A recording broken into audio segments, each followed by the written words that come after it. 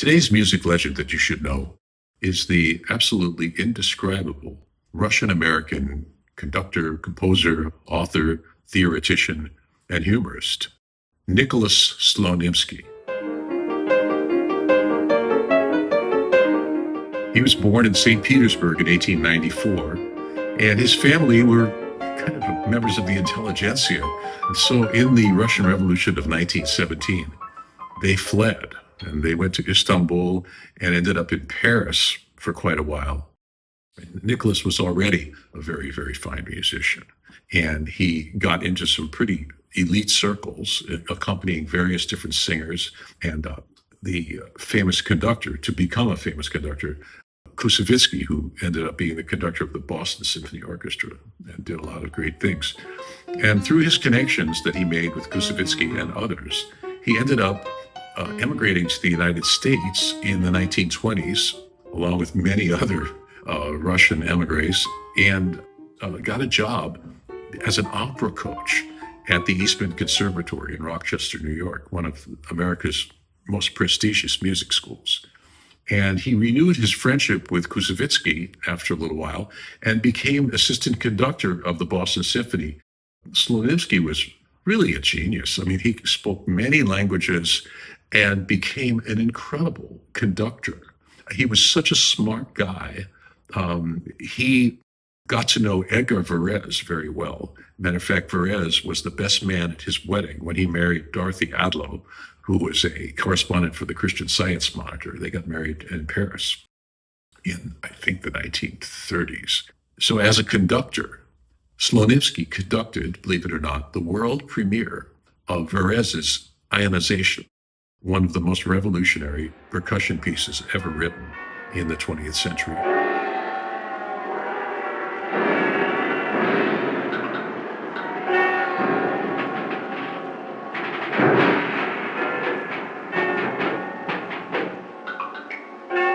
It really was kind of a paradigm shift in composition. And he also premiered Charles Ives' Three Places in New England. These are incredibly important works. He became friendly with Ives and Ruggles and many of the other very avant-garde American composers who were really pushing the envelope. So later in the 30s, he actually was hired to conduct a whole series of modern music concerts at the Hollywood Bowl, where he ran into some trouble because a lot of the musicians didn't want to play this far out music. And a lot of the people on the board of the orchestra were sort of rebelling about it. And the more conservative audience members, I think, started walking out of the concerts. And so it was a very great achievement for him in one way. And in another way, it kind of marked the end of his conducting career in America because it was so controversial. He ended up conducting quite a bit in Europe and premiering all sorts of modern works there. And then he did an incredible tour of South America, sponsored by some very, very wealthy people in America to gather all of the modern classical music of South America, all these great composers. He got to meet Villalobos and Revueltas. Actually, he did not meet Revueltas in Mexico because he had just passed away, but he did meet Chavez. And a whole bunch of others throughout South America, Central America, and was feted as a big star from America and brought back all of these scores. I mean, incredible. But none of this is really the stuff that Slonimsky is best known for, because the thing he is best known for is writing this one particular book called Thesaurus of Scales and Melodic Patterns. I actually have this book, but to be quite honest with you, I've never made an exhaustive study of it. But the person who did make an exhaustive study of it and had a dog-eared copy that he carried around with him everywhere was John Coltrane. This is a most unlikely connection. It's an incredible mathematical dissection of the scale and all the possible patterns and intervals. And it's just an unbelievable thing. He wrote it in 1947 and never thought that anyone would really buy it. This man just had this incredible output as a writer. I'll get into some of that later. But Coltrane bought it sometime in the 1950s and studied out of it and just memorized huge sections of this book, which, if you take a look at it, you'll realize what a huge task that is. And so the word of this book started spreading around the jazz world and the greater music world in general, because Coltrane, who was one of the great geniuses of music of the 20th century, was practicing out of this book, and it was influencing his music making. And so one of the people who heard about this book was Frank Zappa, another incredible genius, composer, musician, indescribable person. So I won't try to describe him. And later on, years later in the 1980s, Zappa finally met Slonimsky because his wife, Dorothy, had passed away, and he moved out to Los Angeles and ended up teaching at, I think it was UCLA, in the music department. He had various different classes that he taught. He was a very popular lecturer. So Zappa got in touch with him, and they ended up performing together live one time. This is Nicholas Slonimsky. He's 83 years old. If there's any musicians in the audience, then you know who Mr. Slonimsky is. If you're not a musician, well, let's see, how can I put it to you?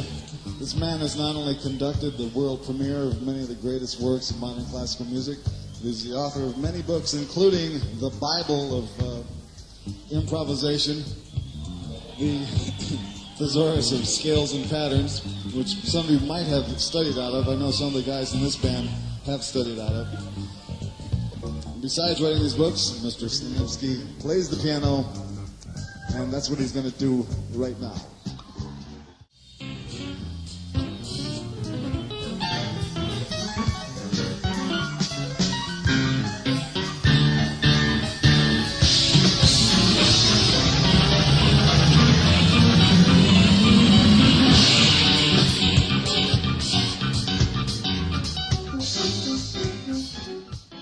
And Nicholas really admired Zappa. He was just blown away that this guy who he thought of as a rock musician was such an incredible composer of very, very thorny and difficult modern music. Frank Zappa, who is a sort of a friend of mine. I mean, as a matter of fact, it's extraordinary because we belong to two different worlds. One day, Zappa suddenly telephoned me and said he would like to get in touch with me. And so we sort of became friends, and he wanted me to be soloist with his band. But of course, I never played with that rock and roll band. But he said, well, why don't you try? So I went there, and I said to myself, what have I to lose? Zappa's bodyguard gave me some cotton pads to put in my ear because, you know, the decibels were such that they would have deafened me for life. Well, anyway, so he showed me some of his scores. Now, he's a double personality. Of course, he's famous for his rock music, but he also composes the type of music that is just as far out as it can be in the classical direction. So I'm a very great admirer of his. And so they had this common ground together. And Slonimsky even named his cat Grody to the Max.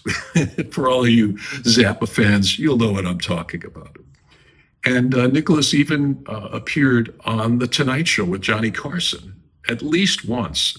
Half of the orchestra has 5/8. 1, 2, 3, 4, 5. 1, 2, 3, 4, 5. Those people, of course, understand what it is. I mean, I don't mean to imply that you don't understand. 1, 2, 3, 4, 5.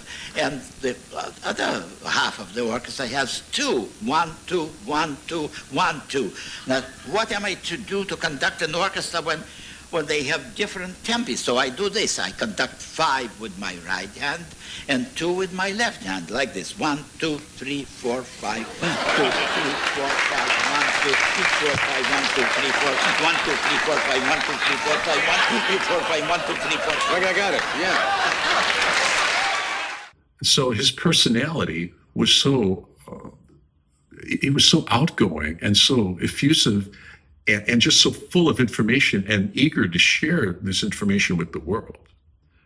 And that's what made him so endearing of a personality. And he lived a very long life. He lived to be 101 years old. And in his 90s, he wrote his autobiography called Perfect Pitch. Of course, that's what it was called. And he also left some really interesting recordings of his solo piano pieces. One of my very favorite groups of music of his is called Studies in Black and White, where he played the white keys with one hand and the black keys with the other hand, just as a kind of a musical challenge to himself. And it's really cool music. It sounds great, and mostly it's not dissonant at all. It's just interesting, as was Nicholas Slonimsky.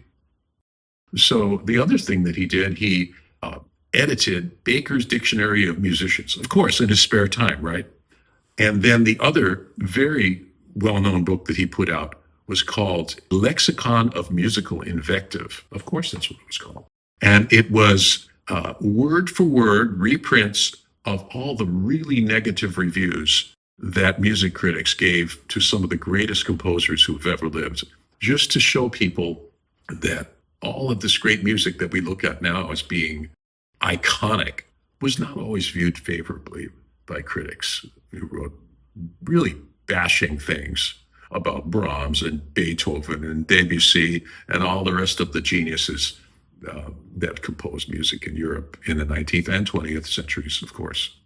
So there you have it, a multi-dimensional character, Nicholas Slonimsky, somebody that you should definitely check out.